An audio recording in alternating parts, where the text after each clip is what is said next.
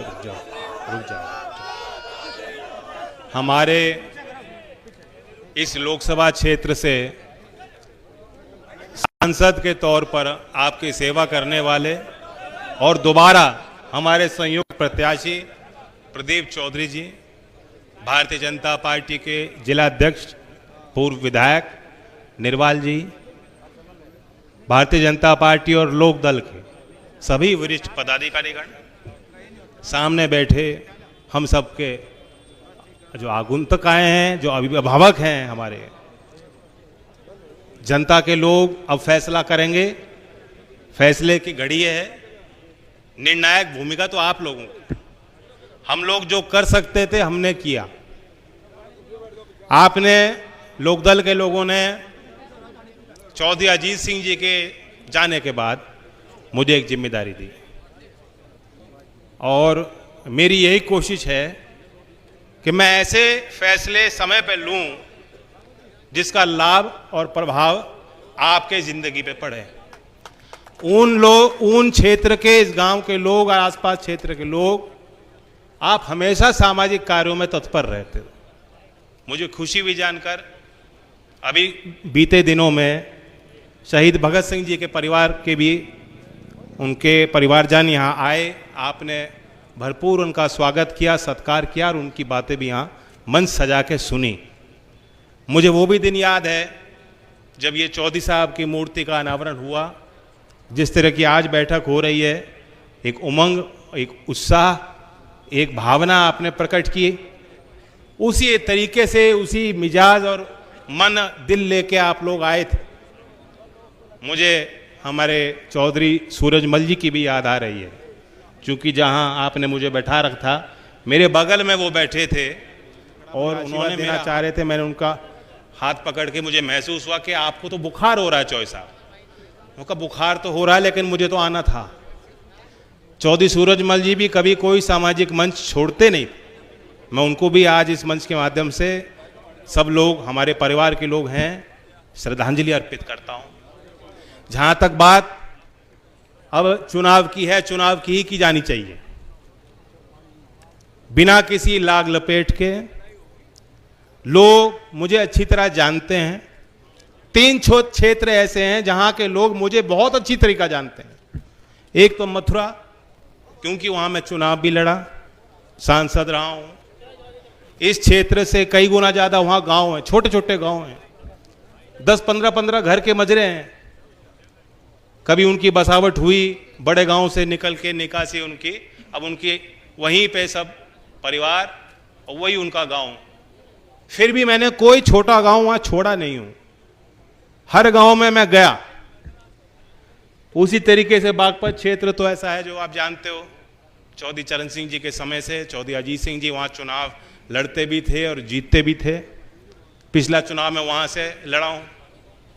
तीसरा क्षेत्र यह आपका है, क्योंकि कैराना में जब बाई इलेक्शन हो रहा था तो मुझे लगता कि इस क्षेत्र में भी कोई गांव अछूता नहीं रहा जिसमें हम और आपने जाके प्रयास न किया हो। तो आप तो मुझे अच्छी तरह जानते हो, कोई बात मेरे चेहरे पे या जुबान पे ना आए उससे पहले आप मेरी बात को इशारे के तौर पे समझ जाओगे। रणनीति, सामाजिक जीवन और राजनीतिक जीवन में रणनीति होनी चाहिए, यही नेता का काम होता है। शतरंज भी यहां खेलते होंगे, किसी को शौक है शतरंज का?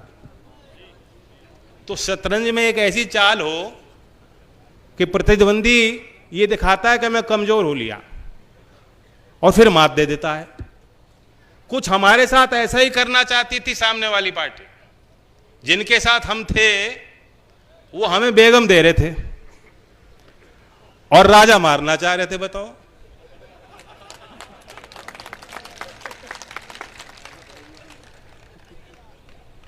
हमें कोई मलाल नहीं है। उनकी अपनी जिम्मेदारी अपने दल के लिए, मेरी जिम्मेदारी अपने लोगों के लिए।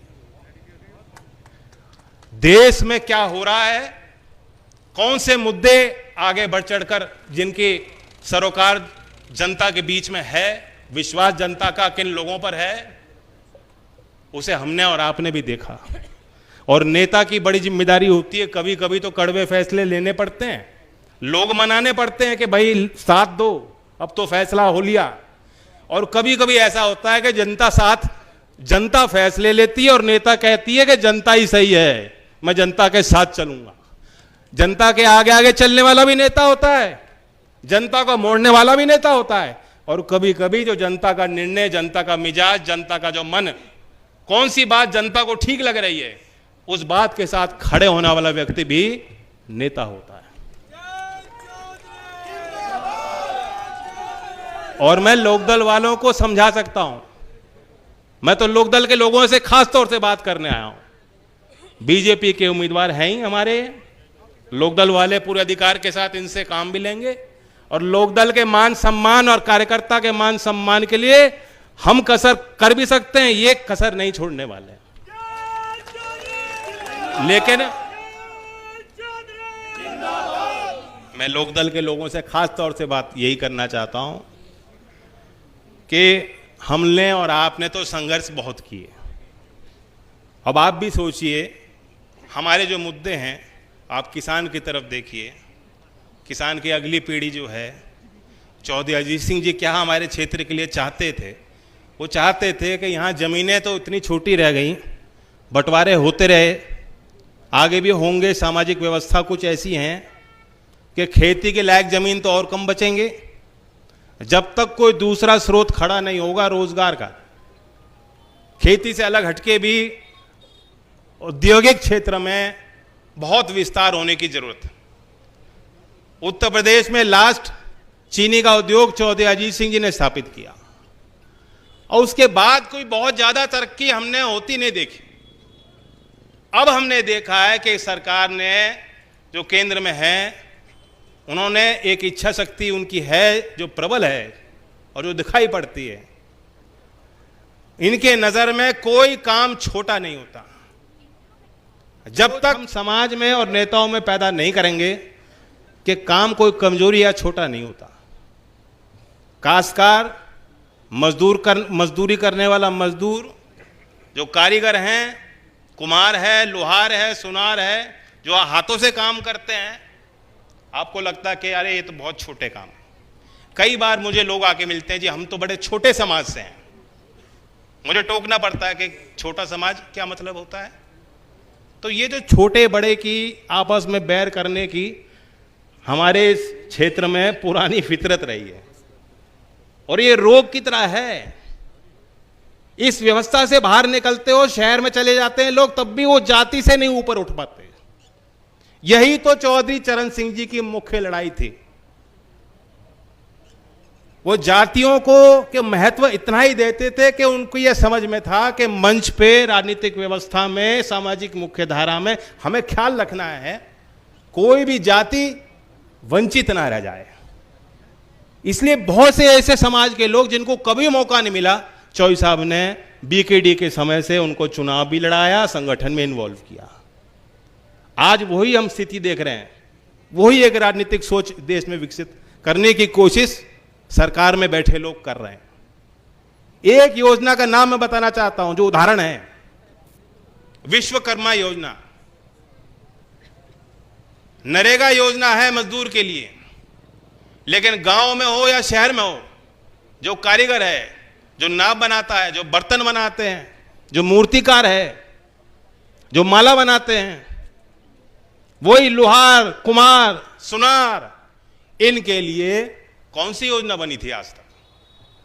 13,000 करोड़ की योजना है। किस तरीके से इन लोगों को हम प्रशिक्षित करें, उनको लाखों रुपए तक का लोन देने की व्यवस्था। अभी सितंबर 2023 में लॉन्च हुई प्रधानमंत्री विश्वकर्मा योजना। इसकी अभी शायद बहुत लोगों को जानकारी नहीं होगी, लेकिन हम लोग मंचों से इसलिए बताने आए हैं कि बहुत बारीकी से सोचा जा रहा है किसान और कमेरे के लिए। अब किसान की मुख्य बात है दाम की।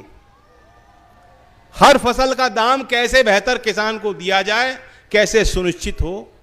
गन्ने की फसल की अपनी समस्याएं हैं। अब मैं धान का एग्जाम्पल देना चाहता हूं। आज यहां अखबारों में छपी नहीं होगी बात, पहली बार भारत सरकार ने 2020 में इसका प्रयोग किया। बाली में मंत्रियों की एक कॉन्फ्रेंस हुई संयुक्त राष्ट्र के तत्वाधान में, और वहां एक औजार तैयार किया गया। 5वीं बार 2020 के बाद भारत सरकार ने उसका प्रयोग किया है किसानों का बचाव करने के लिए। आपको मालूम है कि डब्ल्यूटीओ के नियम है कि भारत जैसे विकासशील देश, कृषि प्रधान देश, जितना किसी फसल का देश में उत्पाद होता है उससे 10% ज्यादा समर्थन किसानों को नहीं दे सकते। यह आज की शर्त नहीं है, आज का कानून नहीं, पहले से लागू डब्ल्यूटीओ के तहत चल रहा है। लेकिन 2020 में सरकार ने कहा नहीं, हम बड़े पैमाने पे किसानों से खरीदना भी चाहते हैं, उसका भंडारण भी करना चाहते हैं और उसका वितरण करना चाहते हैं।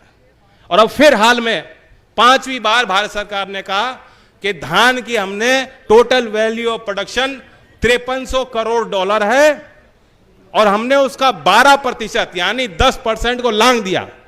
12% समर्थन अनुदान के रूप में, चाहे वो खाद की सब्सिडी हो, बिजली की सब्सिडी हो या खरीद रहे हो किसान से, 12% तक हमने दिए। और भारत सरकार ने छूट मांगी है डब्ल्यूटीओ से।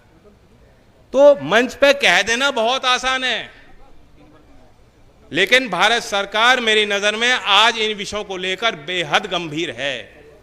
और जो सरकार चौधरी चरण सिंह जी को भारत रत्न दे सकती, वो किसान के नाम पे कभी क्यों कोई कसर छोड़ेगी? नहीं छोड़ेगी।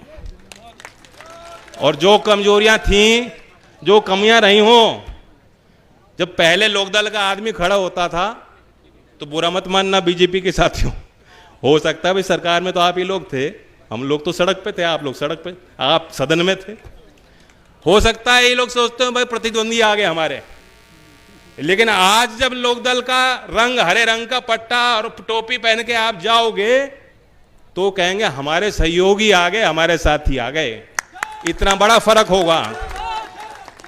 जब मैं किसी मेज पे बैठ के, चाहे मुख्यमंत्री के यहां हो, चाहे देश के किसी कार्यालय के अंदर हो, किसी मंत्रालय की बात हो या प्रधानमंत्री के सामने कोई बात हो, अगर मैं खड़े हो के यहां शामली के लिए या किसानों के लिए जो लोकदल की विचारधारा चौधरी साहब की है उससे जुड़ी कोई बात कहूंगा, तो आज उस बात को लोग हाथों हाथ लेंगे, गले मिलाकर हमारे काम को पूरा करने, अंजाम तक ले जाने का प्रयास होगा। तो ये 1 और 1 11, ये 1 और 1 11 है। अब अखिलेश जी तो मुझे 6 और 7 का गणित सिखाना चाह रहे हैं, बट मैंने बता दिया बेगम हमें दे रहे थे और मारना हमें ही चाह रहे थे। तो इसका तोड़ भी आपको ही ढूंढना पड़ेगा। प्रदीप जी भी सहयोग करेंगे किसान के विषयों पे, पूरे अधिकार के साथ आप जाके दमदारी से अपने काम कराना, हाथ पकड़ के अपने गांव की तस्वीर दिखाना। ऊन के लोगों का, इस क्षेत्र के लोगों का विशेष तौर से मैं धन्यवाद देता हूं। यहाँ से मुझे जाना है मुजफ्फरनगर और फिर बिजनौर, आज कार्यक्रम बिजनौर क्षेत्र के भी हैं। मैं आखिर में कहता हूं, अगर आप बागपत से डॉक्टर राजकुमार सांगवान जी का नाम सुना है कि नहीं सुना? करीब से देख रखे हैं। मुझे लगता है कि कितने लोग यहां चुनाव लड़ चुके, बताओ लोकदल वाले कितने लोग चुनाव लड़ चुके? जिला पंचायत, विधायक, आप सबके चुनाव में डॉक्टर सांगवान जी करने आए थे, मदद करने आए थे। और चंदन चौहान नौजवान है, संजय चौहान जी के बेटे, उनको भी जानते हो आप।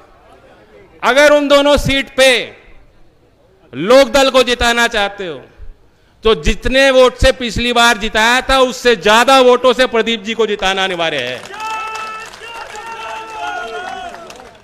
क्योंकि पहले समय होता था कि यहां कहीं कुछ कह लो, दूसरी जगह जाके कुछ और कह लो, अब नहीं पॉसिबल। ये जो है ना फोन वाले, तो अगर बागपत में आप नुकसान नहीं कराना चाहते, बाद में लोग खबर बनाएंगे देखो जयंत जी कर गए इशारा। कुछ पत्रकार ऐसे हैं, मैं तो खुल के जो बोलता हूं दिल से बोलता हूं, पहले सोच के नहीं आया था क्या बोलूंगा।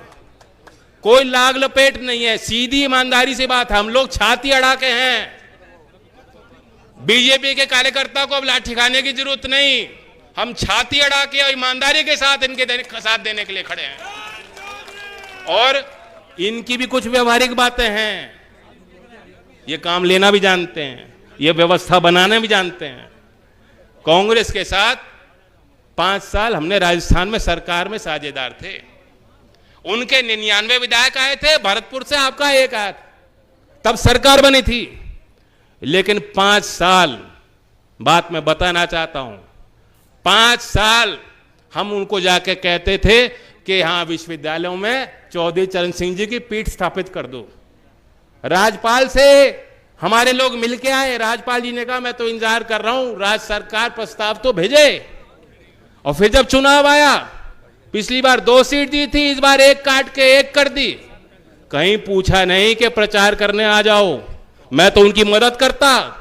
और यहां बीजेपी 13 तारीख में मुझे बीकानेर और चुरू बुला रही है कि आइए और 400 पार का नारा देके मोदी जी को मजबूत कीजिए।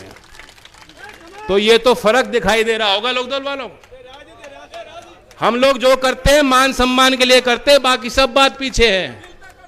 जो पगड़ी पहनाई वो मान सम्मान की पगड़ी है, वो महज कपड़ा नहीं है, मैंने उतार दी, मत मानना। चौधरी अजीत सिंह जी के जाने के बाद छपरौली में जब आपने मुझे पगड़ी पहनाई है, तो मैं तो ये मानता हूं कि पगड़ी आपके मान सम्मान की है। तो मान सम्मान की रक्षा भी आपको करनी है, हमारे गठबंधन को मजबूत बनाना।